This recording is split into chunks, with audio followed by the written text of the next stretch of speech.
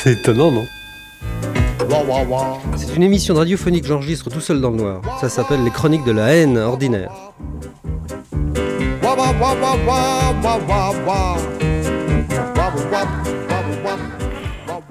Avant d'entrer dans le vif du sujet, je voudrais vous signaler que moi aussi j'ai vu les Césars, c'était très très bien, et toute cette vraie sincérité qui éclate sur les visages de tous ces gens qui sont très très malheureux de ne pas pouvoir partager leurs cadeaux avec les ouvreuses et les machinistes, ça m'a vraiment bouleversé.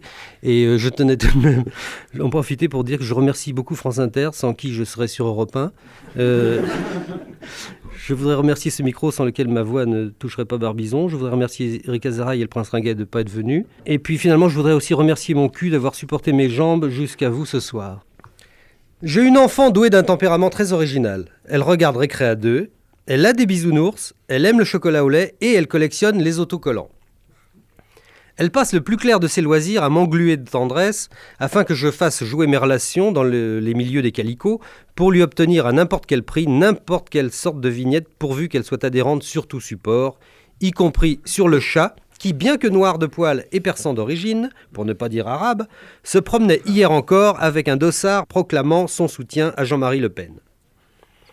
Samedi matin, comme cette petite personne rentrait de l'école avec RTL sur le pull et Europe 1 entre les oreilles, quelle honte, je lui signifiais sévèrement ma réprobation pour cet engouement cocardier quand le téléphone fit quoi sonna. C'était Joëlle Kaufmann, la femme de Jean-Paul. Je devrais dire la femme sans Jean-Paul. Car elle ne vibre, ne bouge, ne se désole et ne se démène qu'au fond du trou sans fin de cette absence intolérable qui lui mange la vie. Elle me demandait de venir éventuellement l'après-midi même sur la péniche amarrée sous le Pont-Neuf, où est installé le comité de soutien à Jean-Paul Kaufmann et aux autres otages. Elle donnerait une conférence de presse à 16h pour souligner le début du 10e mois de détention de son mari et de Michel Seurat, du 12e mois pour Fontaine et Carton. En règle générale, je ne manifeste jamais mes sentiments, mes idéaux, mes combats en public, sauf quand c'est payé.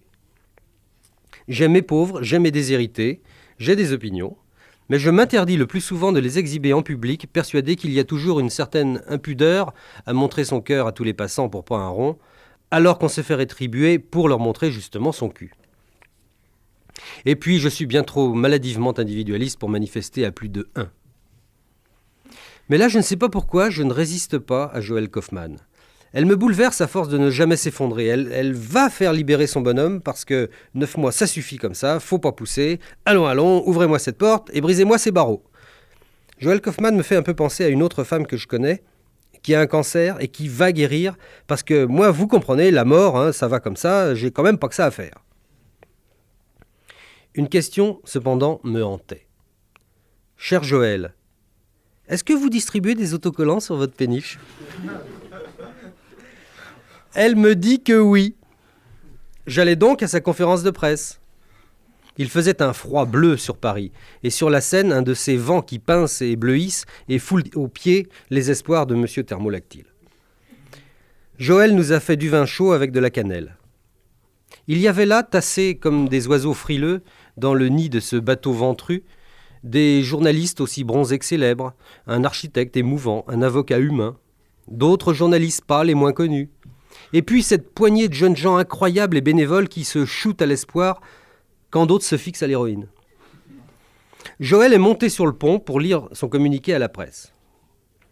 Elle est là, elle a le nez rougi par la bise et les yeux pétillants, sombres, farouches du désir d'en finir avec ce calvaire inhumain jonché d'inquiétude mortelle et du désert de lui. Pendant que les gens d'Antenne 2 montent leur caméra baladeuse afin de l'enregistrer, elle me prend par le bras et se met à rire en me montrant le Pont-Neuf. Elle me raconte que quand Christo a emballé l'ouvrage, il s'est montré un peu ennuyé de la promiscuité forcée de son œuvre avec cette péniche placardée de photos des otages. Vous comprenez, madame, nous faisons la fête de la joie, vous comprenez, et vous nous montrez du drame, alors ça va pas tellement bien, c'est un peu fâcheux, vous pourriez peut-être aller plus loin avec votre péniche.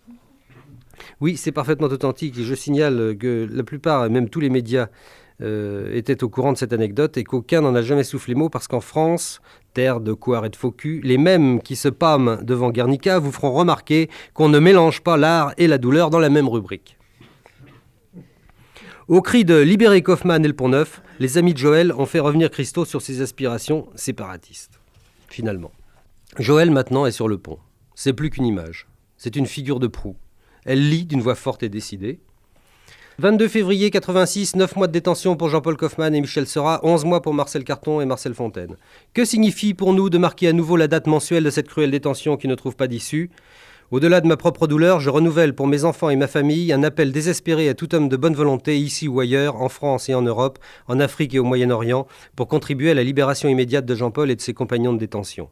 Que ceux qui se battent à cet instant même pour que s'ouvre la porte de leur geôle puissent enfin réussir. Fin de citation.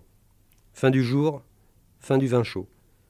Ce soir lundi est le 275e jour après le premier jour où la vie des Kaufmann s'est mise entre les parenthèses d'acier de la folie des hommes. Moi, je m'en fous, j'ai mon autocollant. Et depuis ce matin, sur le cahier d'écolier où Éluard écrivait ton nom et où j'écris cette chronique, j'ai mis près du tien, Liberté, le nom de Kaufmann. Quant au mois de mars, je le dis sans aucune arrière-pensée politique, c'est bien M. Jeanneney. Ça m'étonnerait qu'il passe l'hiver. Bonjour.